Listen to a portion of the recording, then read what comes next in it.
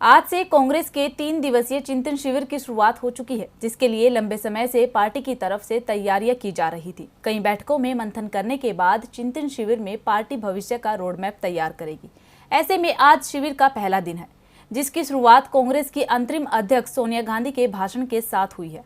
अपने संबोधन में क्या बोली सोनिया गांधी, आइए देखते हैं। 5 राज्यों में कांग्रेस को करारा झटका लगा, जिसके बाद से कांग्रेस ने अपनी खामियों पर काम करना शुरू कर दिया है और पार्टी एक बार फिर खुद को मजबूत करने की जुगत में लग गई है, जिसके लिए लगातार बैठकें की जा रही थी, जिनमें कांग्रेस ने अंतरिम अध्यक्ष सोनिया गांधी की अध्यक्षता में चिंतन शिविर करने का फैसला लिया और उसकी तैयारियों में जुट गई।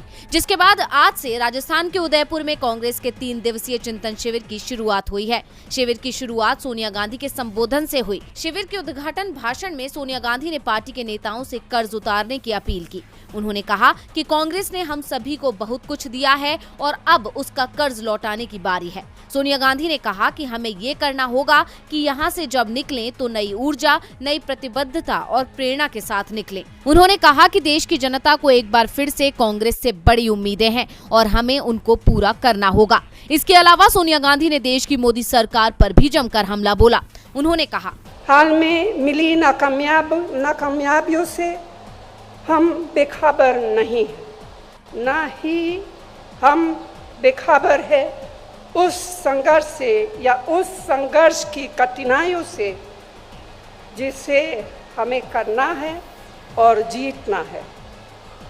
लोगों की हमसे जो उम्मीदें हैं उनसे हम अनजान नहीं हैं। व्यक्तिगत और सामूहिक रूप से यह प्रण लेने के लिए हम एकत्रित हुए हैं। हम देश की राजनीति में अपनी पार्टी को फिर से उसी भूमिका में लाएंगे जो भूमिका पार्टी ने सदैव निभाई है और जिस भूमिका की उम्मीद इन बिगड़ते हुए हालातों में देश की जनता हमसे करती है।